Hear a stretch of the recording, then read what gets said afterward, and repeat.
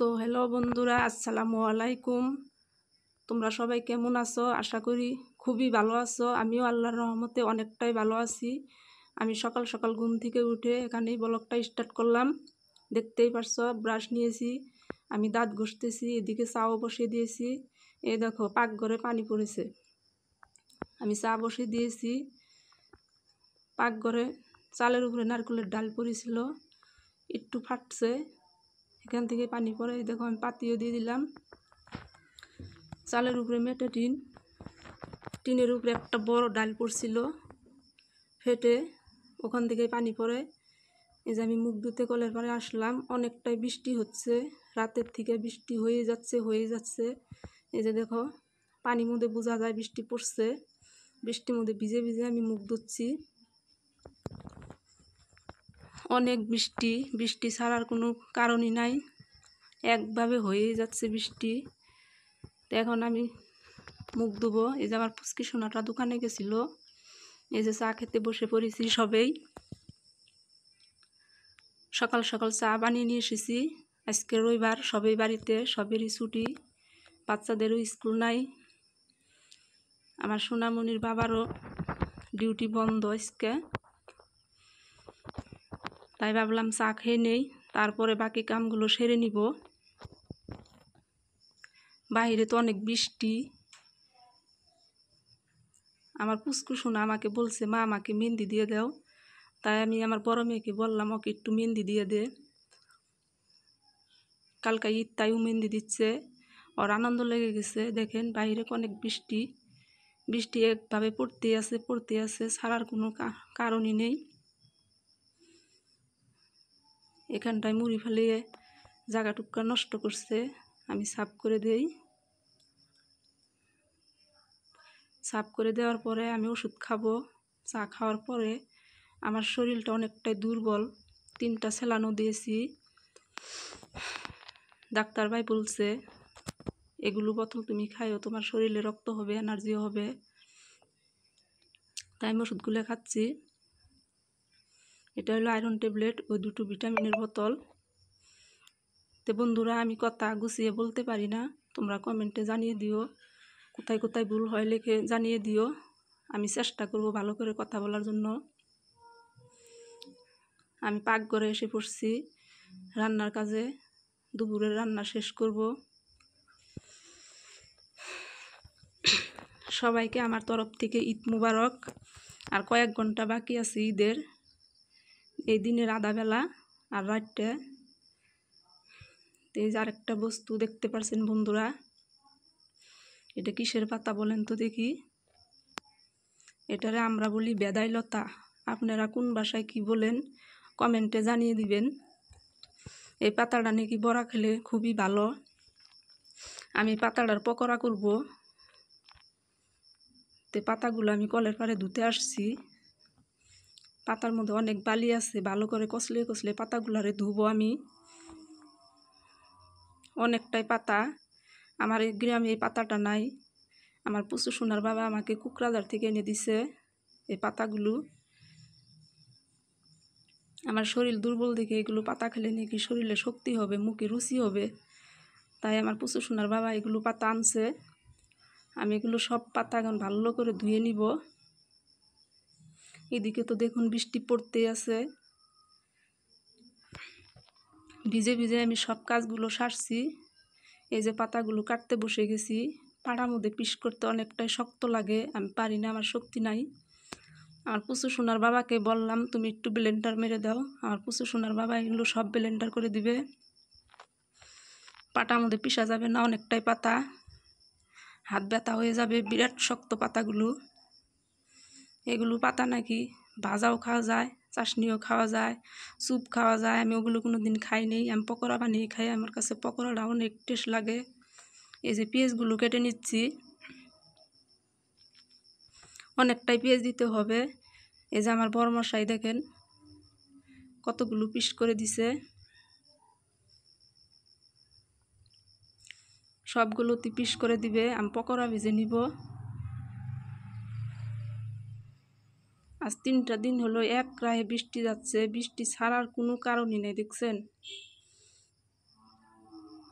এই যে পেঁয়াজগুলো কেটে নিছি আমি, অনেকটাই পেঁয়াজ দিতে হবে। পেঁয়াজ যদি বেশি করে দেন এগুলোর মধ্যে খাইতে অনেকটাই মজা, খুবই টেস্ট লাগবে। পেঁয়াজ, কাঁচামরিচ, আদা, রসুন সম্পূর্ণ ব্লেন্ডার মেরে দিছে। আর অল্প চালের গুঁড়িও দিছি, বেসন, ডাল এগুলো একটু একটু দিয়ে দিছি, মচমচা হবে, খেতে ভালো লাগবে। এখন আমি গ্যাসটা সাফা করে নিচ্ছি, অনেকটাই নোংরা হয়ে গেছে। বৃষ্টিতে খুবই খারাপ হয় বস্তু, 2 দিন গেলে দেখবেন যে ড্যাম ড্যাম লাগে, আর কেমনি একটা বগা বগা ছাতা পড়ে যায়। সব সময় পুষে রাখতে হয়। আমাদের রান্নাঘরটা কাঁচা রান্নাঘর। এই দেখেন রাতের বাসন, সকালে চা খাওয়ার বাসন, সবগুলো বাসন আমি কলের পাড়ে ধুতে আসছি। অনেকটাই বাসন জড়ো হয়ে গেছে। এদিকে লাইনও নাই, কল যাতে খুবই কষ্ট হয়, কলটা বিরাটই শক্ত, আয়রনওয়ালা পানি, আমি যাতেই পারি না, হাত ব্যথা করে। সম্পূর্ণ বাসন ধুয়ে এখন আমি দেখেন রান্নাঘরে এসে পড়েছি। এগুলো পকোড়া বানাবো। বেসন, চালের গুঁড়ি, তারপর আনের কি কয় ডাল, এসব মিক্স করে দিছি, মরিচ দিছি, কাঁচা লঙ্কা দিছি, মরিচ দিছি, তারপর পেঁয়াজ, রসুন, আদা, জিরার ফাঁকি সব এগুলো মিক্স করে দিছি। এই দেখেন আমার ভাজাও হয়ে গেছে, কালা কুচকুচা হয়ে গেছে একবারে। হলুদ দিছি, হলুদ তো বোঝাই যাচ্ছে না হলুদ দিছি না কি দিছি। ভাজার পরে আরও কালা হয়ে গেছে, অনেকটাই হলুদ দিছিলাম, দিশা পাওয়া যাচ্ছে না হলুদ দিছি কি না। তা আমার বড় মেয়েকে বললাম তুই একটা টেস্ট করে দেখ লবণ মরিচ কীরকম হয়েছে। তে আমার বড় মেয়ে বললো অনেকটাই টেস্ট হয়েছে, সবই ঠিক আছে। এই যে আমার পুচকি সোনাটাও চাচ্ছে, আমাকে অল্প জুড়িয়ে দে। আমি আমার বড় মেয়েকে বললাম ফু দিয়ে দে, ও একটা খাক। আমার পুচকি সোনা বাহিরে খেলার জন্য দেখেন কিরম কান্নাকাটি করছে, বাহিরে যাব। বাহিরে তো অনেকটাই বৃষ্টি আর মশা, আমাদের বাড়িতে অনেক মশা, নারিকেলের বাগান, সুপারির বাগান, অনেক মশা। মশা তাড়ানোর জন্য যদি ওষুধ দেই, স্যানটা যতক্ষণ থাকে ততক্ষণই মশা থাকে না, স্যানও শেষ হয়ে যায়, মশা তারপর করে দিকে লুট হয়ে যায়। কুত্তাও বসা যায় না মশার কারণে, এত মশা বাড়িতে কি বলবো। দেখেন আমি হাঁসেলে রান্না করছি। হাঁসেলে রান্না করলে আমার কাছে অনেকটাই মজা লাগে। আমার গ্যাসও আছে, গ্যাসে খেলে আমি ভাত বানাই, আর সব কিছু আমি হাঁসেলেই করি। এই যে আমার পুচকি সোনা খাচ্ছে, ওর কাছে বলে অনেক ভালো লাগছে। আমার ছেলে জিজ্ঞেস করছে কেমন লাগে, ওর কাছে বলে অনেকটাই ভালো লাগছে, তাই হাসছে। আমি পাঁপড়ও সাথে ভেজে নিছি।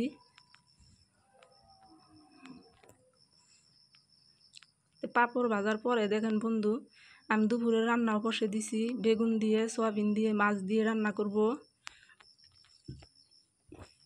বললাম রান্নাটা শেষ করে নিয়ে, অনেকটাই ভিজে গেছি, আর অনেক কাম আছে, ঘর মুছার বাকি আছে, ঘরটা মুছে নিব রান্নার পরে।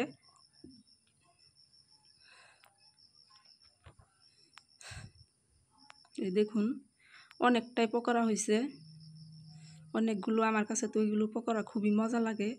আপনাদের কাছে কেমন লাগে কমেন্টে জানাবেন।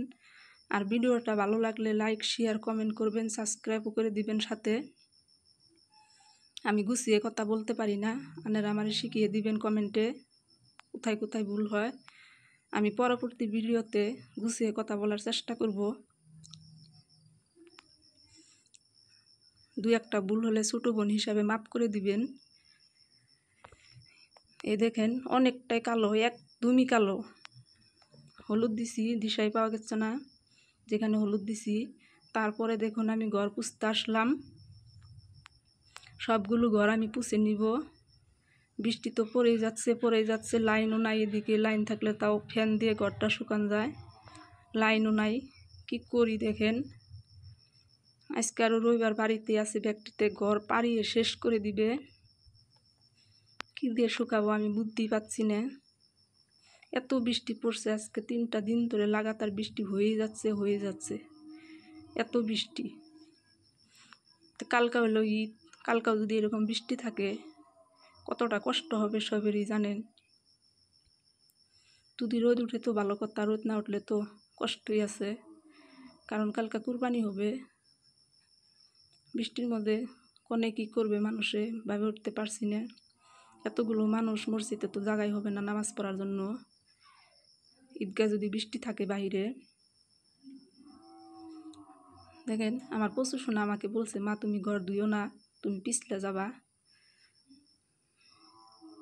ও যাবে বাহিরে খেলতে, বাহিরে অনেকটাই মশা, ও বুঝতেই চায় না।